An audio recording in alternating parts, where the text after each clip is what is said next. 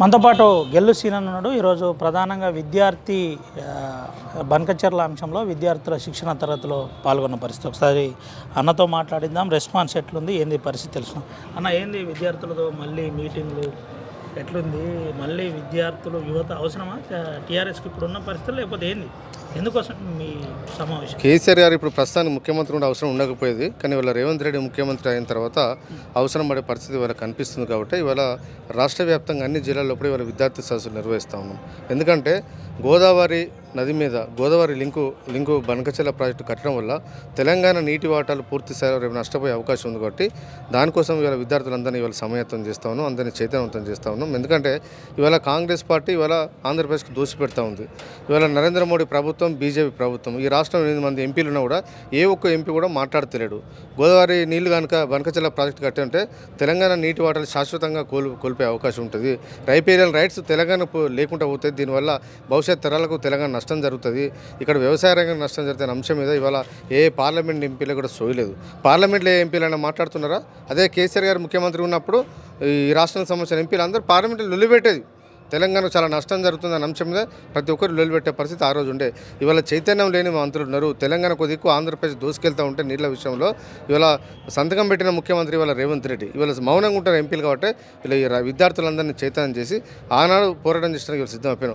ఆనాడు తెలంగాణ ఉద్యమంలో ఏ విధంగా అయితే నీళ్లు నిధులు నియామకాల కోసం విద్యార్థి ఆధ్వర్యంలో పోరాటం చేసినామో ఇవాళ అదే గోదావరి నది మీద విద్యార్థులు నష్టం జరుగుతుంది. కాబట్టి దాని మీద విద్యార్థులను సమాయత్తం చేస్తూ ఉన్నాం.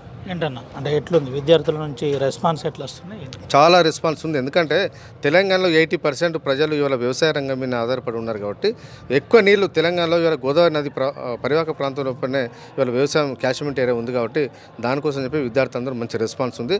ఖచ్చితంగా మన నీళ్లు మనం కాపాడుకుందాం, మన గోదావరి నీళ్లు మనం కాపాడుకుందాం అని చెప్పి వాళ్ళ విద్యార్థుల పూట ఇవాళ చైతన్యం అనేది రోజు రోజుకి వాళ్ళు పెరుగుతూ ఉన్నది.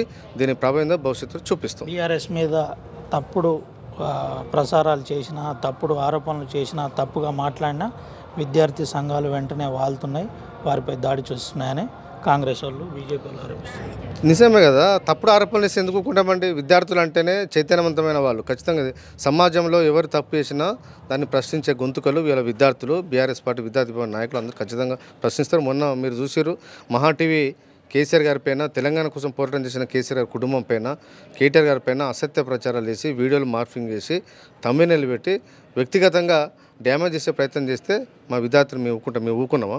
రేపు భవిష్యత్తులో ఏ కార్యకర్తకు ఏం అన్యాయం జరిగినా కూడా బీఆర్ఎస్ విద్యార్థి అండదండగా ఉంటుంది. పోరాటం చేస్తాం.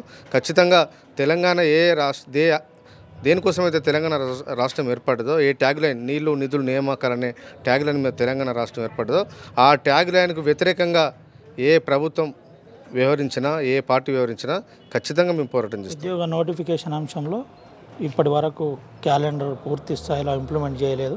దీని మీద ఒక విద్యార్థి నాయకుడిగా విద్యార్థులను ఏమైనా సమాయత్నం చేస్తున్నారా? ధర్నాలు కానీ నిరసనలు కానీ అవన్నీ ఆల్రెడీ మీ ప్లానింగ్లో ఉన్నాయి. ఎందుకంటే ఇవాళ విద్యార్థులకు అర్థం కావాలి. దానికోసమని ఇలా మేము ఎదురు చూస్తూ ఉన్నాం.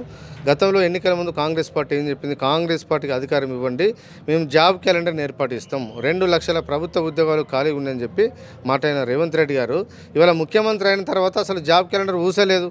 అసెంబ్లీలో పేరుకి ఒక జాబ్ క్యాలెండర్ అని చెప్పి రిలీజ్ చేశారు తప్ప జాబ్ క్యాలెండర్ని ఇంప్లిమెంట్ చేస్తూ ఉన్నారా? వాళ్ళు ఇచ్చిన జాబ్ క్యాలెండర్ని ఇవాళ వాళ్ళు ఇంప్లిమెంట్ చేస్తలేరు. ఇలాంటి చాతగాని ప్రభుత్వం ఈ రాష్ట్రంలో ఉంది. కాబట్టి ఇవాళ నిరుద్యోగులు అందరూ ఆక్రోషంగా ఉన్నారు. నిన్న మొన్న చూసారు, ఇవాళ చిక్కడపల్లి లైబ్రరీకి కాంగ్రెస్ ఎమ్మెల్సీ అద్దెంకి దయాకర్ గారు పోతే అందరూ ఇవాళ ప్రశ్నిస్తూ ఉన్నారు. రేపు రాబోయే రోజుల్లో తిరగబడి కొట్టే రోజులు వస్తాయి. కాబట్టి ప్రభుత్వం ఇప్పటికైనా మేల్కొని మీరు ఇచ్చిన హామీలు మీరు అమలు చేయండి. మిమ్మల్ని కొట్టాలని మేము కోరుకుంటాం. బీఆర్ఎస్ విద్యార్థి విభాగం కాంగ్రెస్ పార్టీ ఎమ్మెల్యేలను, మంత్రులను, ముఖ్యమంత్రిని కొట్టాలని చెప్పి మేము భావిస్తున్నాం. మీరు ఇచ్చిన హామీలు అమలు చేయాలని చెప్పి కోరుతాను. అమలు చేయకపోతే అమలు చేసేవారు కూడా మా విద్యార్థి విభాగం పోరాటం చేస్తారు. విద్యార్థి నాయకునిగా ఉన్నారు. తెలంగాణ యాజిటేషన్లో మీది కూడా క్రియాశీలక పాత్ర. ఉస్మానియా నుంచి ఆదిలాబాద్ వరకు ఏంటన్నా ఇప్పుడు ఈ మధ్య కాలంలో ఒక పెద్ద చర్చ జరుగుతుంది. ఇటు కవిత వేరు, కేటీఆర్ అండ్ కేసీఆర్ వేరు. ఈ చర్చకు మీరేమైనా చెప్పబోతారా ఉద్యమకారులు? ఇప్పుడు అందరూ కేసీఆర్ గారి నాయకత్వంలో పనిచేస్తూ ఉన్నారు. తెలంగాణ కోసం కేసీఆర్ గారు ఏదైతే పెట్టుకున్నారో వారి ఆశయ సాధన కోసం గతంలో తెలంగాణ ఉద్యమంలో పనిచేసినాం విద్యార్థులుగా.